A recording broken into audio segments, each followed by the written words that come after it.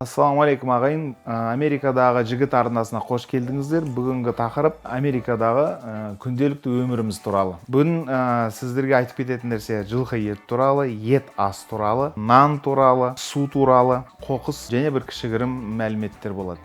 Осы бүгінгі хабарламаның соңында мен өз бірнеше топтың біреусі Алдаспан тобының продюсерімін негізі. Сол топтың бір бейне тамашалауға шақырамын осы бейненің соңында. Ең бірінші Америкаға келген кезде олардың федералдық ауыл шаруашылық министрлігіне хат жазғам имейл арқылы. Имейл арқылы хат жазғанда былай деп айттым: сіздерде соғым союға рұқсат бар ма, және қайда сатып алуға болады, болмаса оны қалай сатуға болады деген сұрақтарды қойдым. Сөйтіп олар біраз уақыт, бір айдай маған жауап берген жоқ. Бір айдан кейін жауап берген кезде олар біз федералдық деңгейде оған жауап бергіміз келмейді, Калифорния ауыл шаруашылық министрлігіне жолдаймыз сіздің хатыңызды, солардан жауап күтіңіздер дейді. Сөйтіп бір кезде жаңағы кісілерден Калифорнияның маманынан, жаңағы ауыл шаруашылық бір профессорынан жауап келді. Жоқ дейді, бізде тыйым салынған, жылқының етін сатуға болмайды, кафелерде де сатуға болмайды, адамдарға арналған ет емес деп қаулы шығарған біз баяғыда дейді. Сөйтіп, яғни ол заңсыз. Яғни міне Калифорнияға келетін болсаңыз, жылқының етін таппайсыз, табатын болсаңыз ол заңсыз. Жылқыны өсіруге болады, бірақ оны союға болмайды.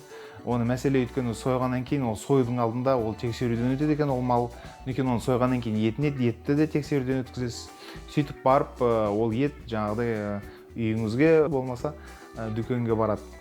Ал сол бүкіл процесстен өту үшін, яғни ол малға рұқсат беру керек. Яғни адам жейтіндей, адам жаңағыдай тамағына жарайтындай ет деп танылу керек.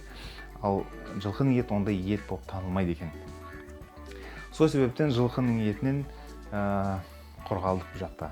Негізі фермалардан барып ет іздеп, жаңағыдай осындай нәрсе іздеп, сойып ешкімге көрсетпей алып келуге болатын шығар, бірақ онымен айналысатындай уақыт та жоқ, шамамыз да жоқ, шын айтайық.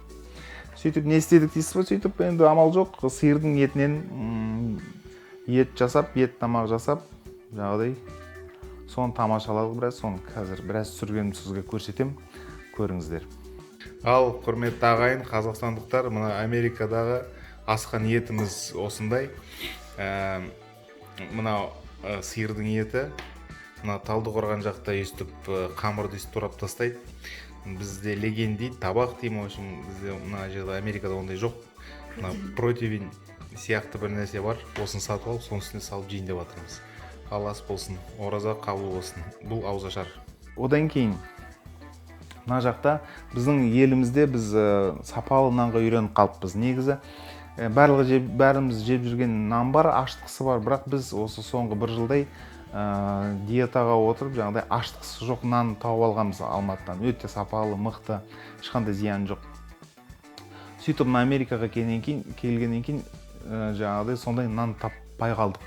Яғни сапалы нан жоқ. Сөйтіп үйде пісіре бастадық. Бірақ жаңағыдай нанды аштықсыз пісіру үшін өте көп уақыт кетеді екен. Сөйтіп наннан біраз қиналдық. Сөйтіп амал жоқ, ана Коска дейтін дүкен бар. Коскаға барып, бір жақсы нан таптық. Соны біз жаңағыдай пешке салып сәл кептіріп, жаңағыдай құрғақтап сөйтіп жейтін болдық. Бірақ өте дәмді, бірақ аштықсы бар. Енді осы бір жылдың ішінде жаңағыдай сәл етіміз үйренгеннен кейін, біраз үйренгеннен кейін, сол продуктілерді тапқаннан кейін керектілерін аштықсыз нан пісіруге жол іздеп жүрміз. Енді аштықсы бар нәрсе, жаңағыдай көп керек емес заттарға пайдасы бар денемізде. Сөйтіп адам кейін ауыру мүмкін. Сол себептен енді қазірше енді аштықсы бар нан жеп жүрміз бұрынғыдай.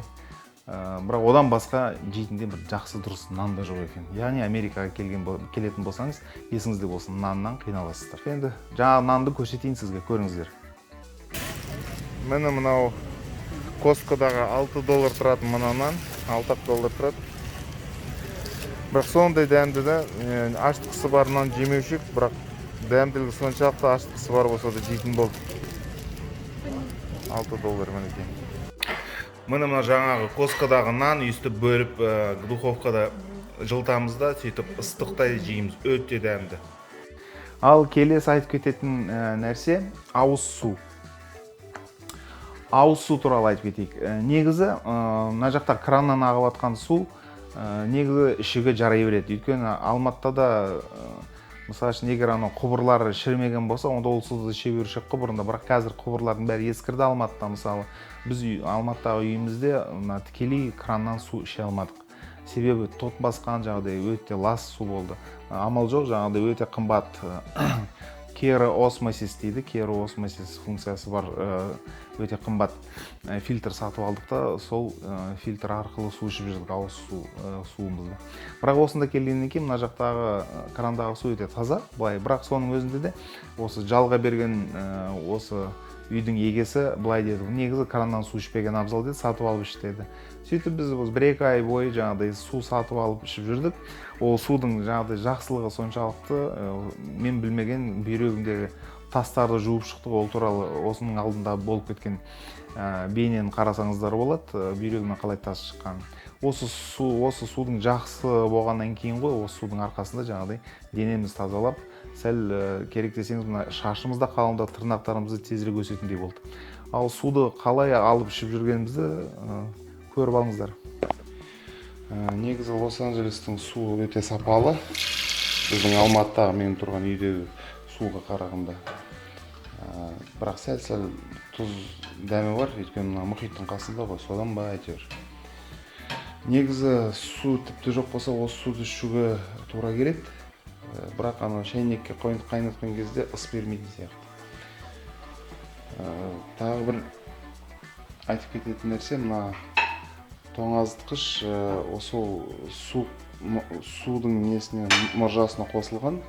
Яғни мына жақта тоқтамай су ағады, ішінде бір фильтр бар. Ананы басып қалатын болсаңыз, су ағады кәдімгідей. Сол шай ішкенде осы суды ішіп жүрдік біраз уақыт.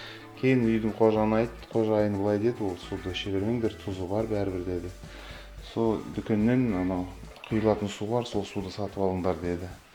Енді сол суды көрсетейін. Міне осындай ыдыстар бар, пластикалық. $1 тұрады ма, $1,5 тұрады.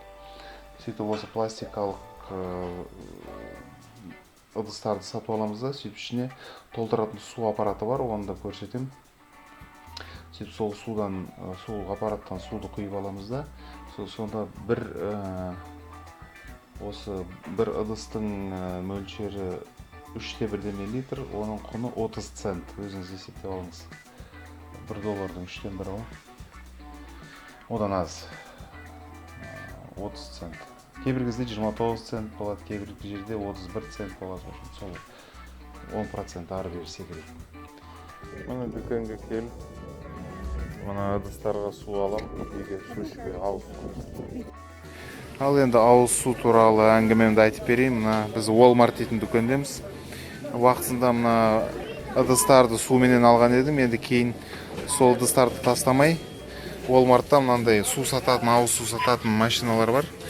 Оны толтырғаннан кейін бір бутылканың мөлшері 1 галлон. 1 галлон 29 цент тұрады. Екімнің бутылкасы жоқ болса, міне $1.37 осындай бутылка алады. Олардың да мөлшері 1 галлон. Бұл қалай жұмыс жасайды дейсіз? Мына бір бутылканы аламыз да, мында қоямыз. Сөйтіп, қазір ашайық. Мінекей. Ашамыз да, қоямыз да, сөйтіп мынаменен су толтыратын кранды жақындатамыз. Мінекей былай. Міне максимумға жетті. Одан кейін мына жерден суды қосамыз. Мінекей қазір қосамыз. Міне су ағып жатыр. Су толып жатыр. Міне жайлап. Міне осы бір ыдыстың мөлшері 1 галлон. Сол 1 галлонды толтырып, кассаға барамыз да 29 центтан сатып аламыз. Сондай үнемдеудің амалы бар. Сол өз ауылымның ауыз су есіме түсіп жатыр да. Бітейін деп қалдым, бірдесе болып отыр ғой.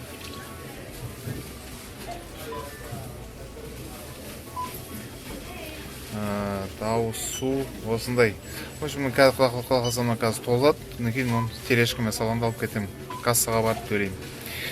Мен өз ауылымдағы ауыз суды айтқым келеді да, соны уақытысында әкем соны тегінен жасап берген. Қанша сауап алып жатқанына Таң қалам да, машалла. Ал ауылдарыңыз ауыз су жоқ болса, кім сол ауыз суын әкеп берсе, сауаптың мөлшері айта алмаймын енді, көп шығар. Келесі мәселе қоқыс. Бұл жақта қоқысты өңдейді. Яғни сіз бір тапсырған қоқысыңызды олар жіктейді. Біреусі екінші өңдеуден өткізетіндей материал жасайды қоқыстан, жаңағыдай, ал тамақтың қалдықтарын ерекше өңдейді. Сөйтіп қоқыс үйден басталады екен. Қоқыс біз жаңағыдай шелек сатып аламыз ғой, қоқыс салатын. Шелектің екі түрі болады. Біреусі жаңағыдай тағы бір рет жаңағыдай өңдеуден өткізіп, адамның жаңағыдай пайдасына тағы бір бұйым зат шығаратындай қоқысты өңдіретін зауыттар болады. Ол бір бөлек қоқыс. Ал жаңағыдай тамақтың қалдықтары ол бөлек қоқыс деп есептелінеді. Сол себептен екі шелекті бірдестен екі шелек қылып сатып аламыз. Оны қазір көресіздер біраздан кейін. Сөйтіп сол екі шелекке бөліп жаңағы қоқысты жинаймыз да, сөйтіп үйдің алдында екі үлкен жәшік бар. Екі үлкен жаңағыдай бөліп, жаңағыдай біреусі ресайклинг дейді ғой, қайттан өңдіруден жаңағыдай өткізетін қоқыс жәшігі бар, соған саламыз. Тамақтың қалдықтарын басқа жәшікке саламыз. Сөйтіп әрбір үйде мысалы осындай екі жәшік бар. Сол жәшіктер қалай жұмыс жасайтындарын көріп алыңыздар. Негізі мусор үйден басталады. Осындай екі жәшікті сіздер дүкеннен сатып алуыңыз керек. Біреусі андай қағаз, пластик үшін, біреусі тамақтың қалдықтары үшін. Осы үйден бастап бөлесіздер.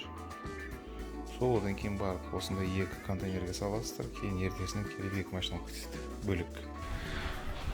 Ал жаңағы үйдегі қоқысты, негізі мына қоқысты алып кететін компанияның контейнерлері мына біздікі емес негізі.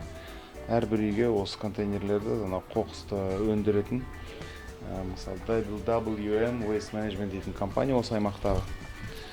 Солар осы екі контейнерді береді әрбір үйге. Біреусі мына қағаз, пластик, яғни екінші өндіруден өткізе алатын заттар, ал мынау тамақтың қалдықтары. Сөйтіп бір апта бойы сол қалдықтарды осы жерге жинаймыз. Сөйтіп сейсенбі күні кешке аламыз да, мына сыртқа шығатын есік мынау. Сөйтіп аламыз да, ашамыз да, сөйтіп сыртқа шығарамыз. Оны алыста тұрған контейнерлерді көріп тұрған шығарсыздар, көршілердің. Дәл солай қойып қоямыз да, олар келеді, мына жақта үлкен бір көлік келеді да, соларды босатады. Сөйтіп қайтып бос қылып қойып қояды сыртқа. Сөйтіп сәрсенбі күні кешке аламыз да, қайтып үйге кіргіземіз осылай. Міне қоқыстың жыры осындай, ағайын. Ал ағайындар, сау саламат болыңыздар. Келесі сериямызда кездескенше.